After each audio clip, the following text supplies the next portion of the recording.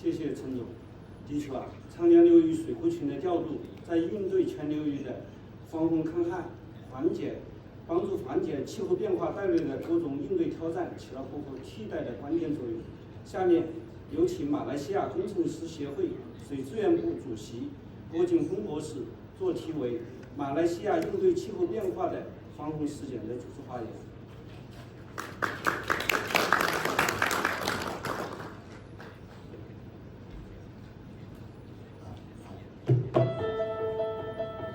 谢谢大家。好，谢谢大家。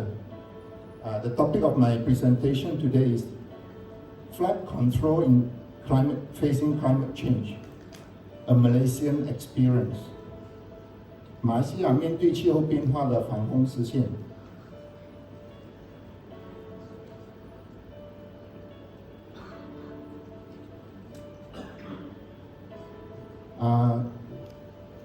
My name is Engineer Dr. Quek Keng Hong.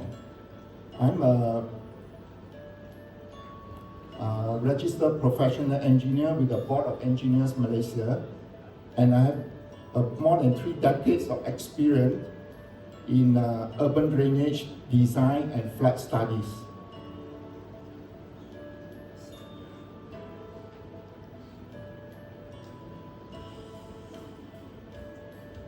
Earlier this year, 2023, there was a flood happened in the state of Johor, which is the southern state.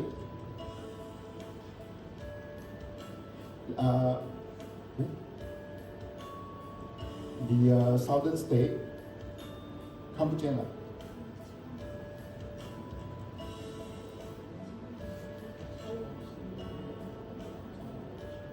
哦，激光没有了。哦好。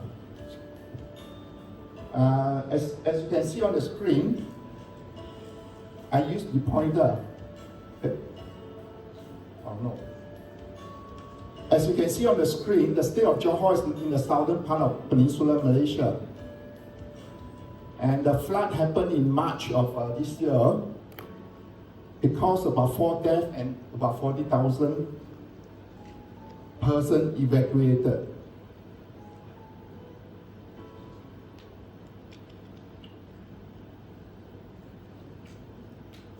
Last year, a flood happened around December, and that involved about 7 states. As you can see on the screen, the 7 states are in the middle part of peninsular Malaysia, West Malaysia. And because of that flood, about 72,000 were evacuated.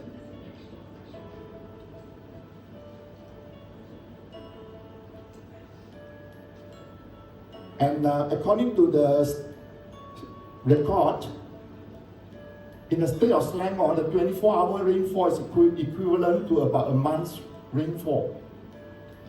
Just a day equivalent to a month's rainfall. And the financial losses account to about 0.03% of the GDP.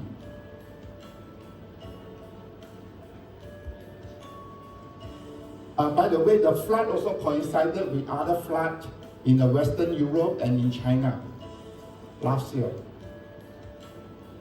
And the worst flood to date was in 2021. December of 2021, that is the worst flood in the record of Malaysia.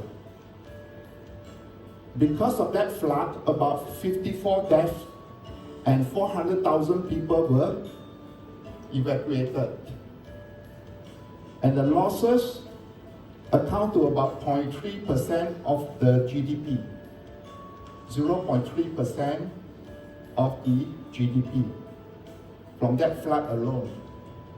So you can see the magnitude of the damage done caused by flood. And this flood affected 6 states.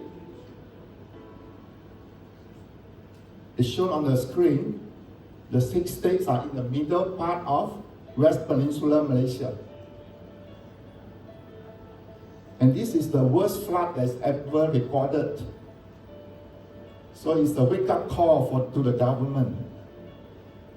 It's a wake-up call for the government to do something. Because Malaysia, we have never experienced a flood of this magnitude, causing a damage close to about 1% of our GDP. Just one flood. Wipe out about 1% of our GDP.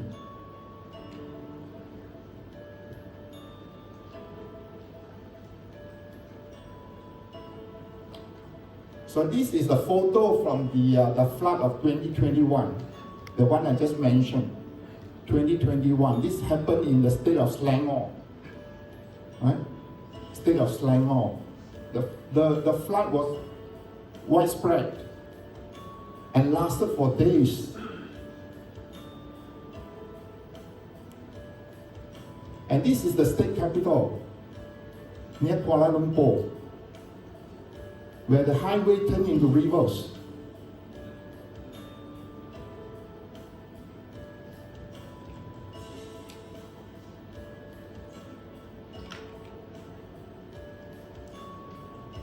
And this happened in the state of Johor, which is on the southern part of peninsular Malaysia.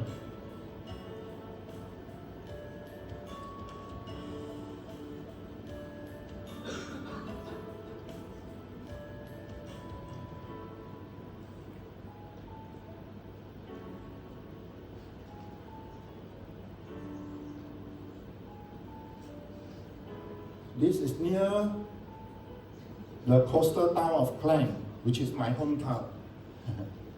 This is my hometown. It's near the coast. It's in a town called Klang, about 20 kilometers from Kuala Lumpur. This is my hometown. Yeah, you can see the arrow pointing. It's a coastal town.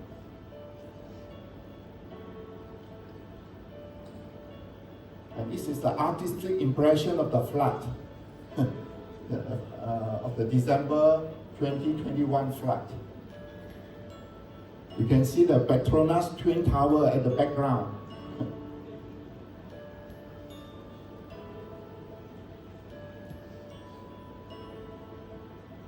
So what is the causes of the flood? What causes the flood?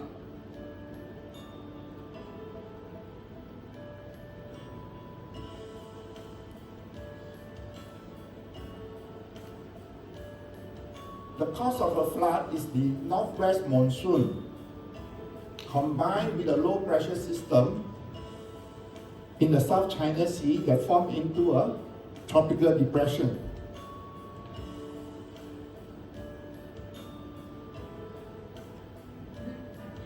According to the expert, every 1 degree increase in the temperature will cause 7% increase in the humidity. And this is the diagram that shows the concern among the ASEAN countries that climate change is a security risk to this country. The level of concern. This is based on a study by the United Nations. You can see the concern in Malaysia is about 50%. Means about 50% of the people feel that climate change is a concern to them, affect their security. So you can see the level of concern is very high among the ASEAN countries.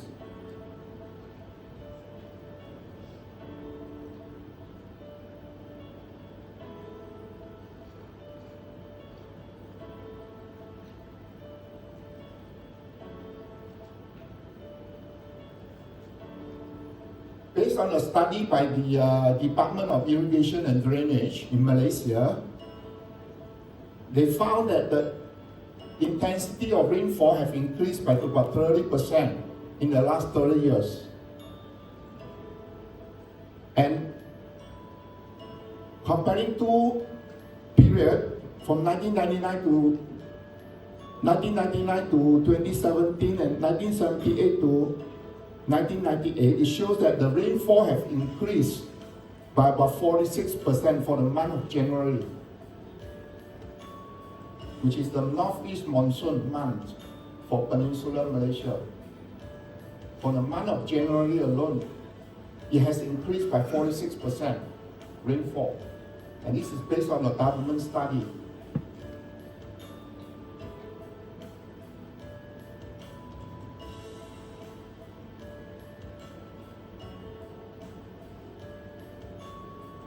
There are two types of flooding. One is terrestrial flooding, another type is coastal flooding.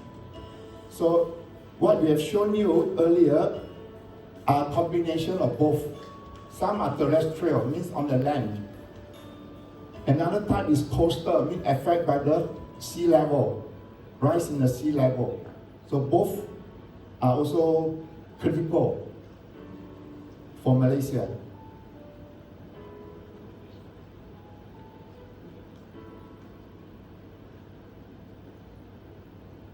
Besides climate change, there are also other factors that accentuate the effect of climate change, such as urbanization, deforestation, and inadequate drainage system, and maintenance-related issues. And of course, high tide level. These are also factors that accentuate the effect of climate change.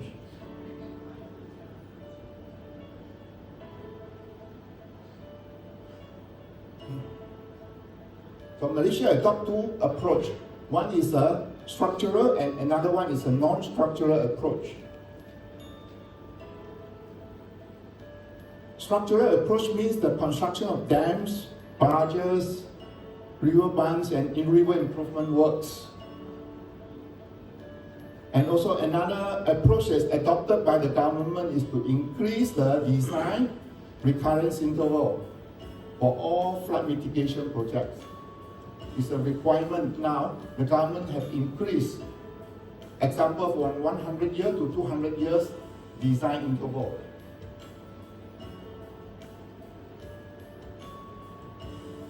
For non-structural, the aim of non-structural approach is to reduce damage by evacuating people from the high-risk area, to evacuate them.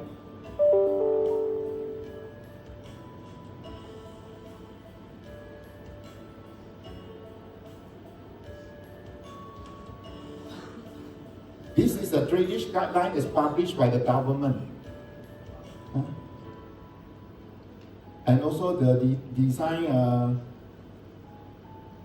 guideline on storm, the latest design guideline. These are critical in improving the standard of design for flood mitigation.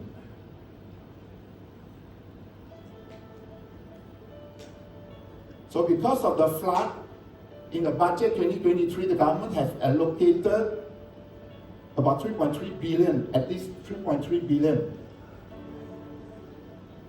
for flood mitigation works. Consider Malaysia is not a very, very big country. This is quite a substantial amount for Malaysia.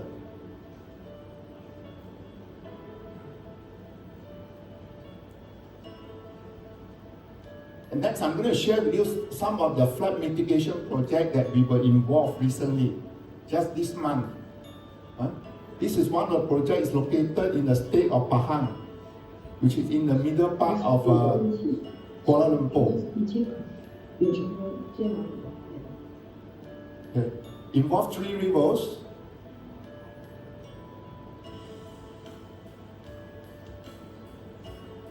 And these are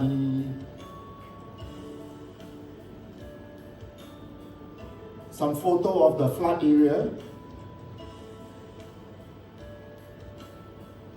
Okay, I'll just quickly sum it up because I'm running out of time. So these are the works that have been done for the 3 rivers.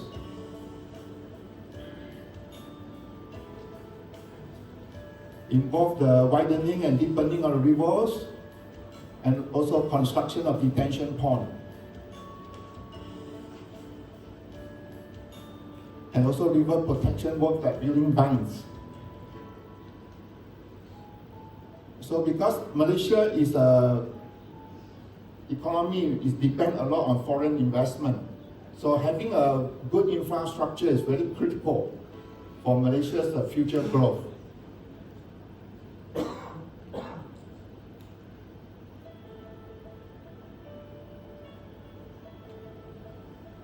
Yeah, that's the end of my presentation. Terima kasih. Thank you very much. And 谢谢。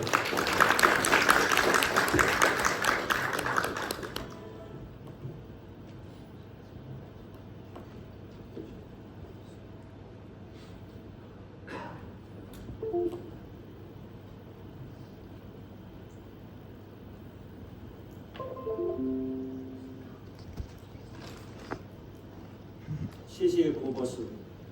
中国和东盟国家都面临着洪水侵袭的困境。通过分享，我们了解到一场洪水的损失占了主要马来西亚影响的 GDP 的1%。我们了解到马来西亚在洪灾后采取工程措施和非工程措施，在为防洪做的努力，为各国应对携手应对气候变化提供了有力的借鉴事例。下面有请泰国宋卡王子大学环境管理学院查瓦特雍塞亚马龙教授做题为《泰国气候变化的影响及适应策略》的主旨发言。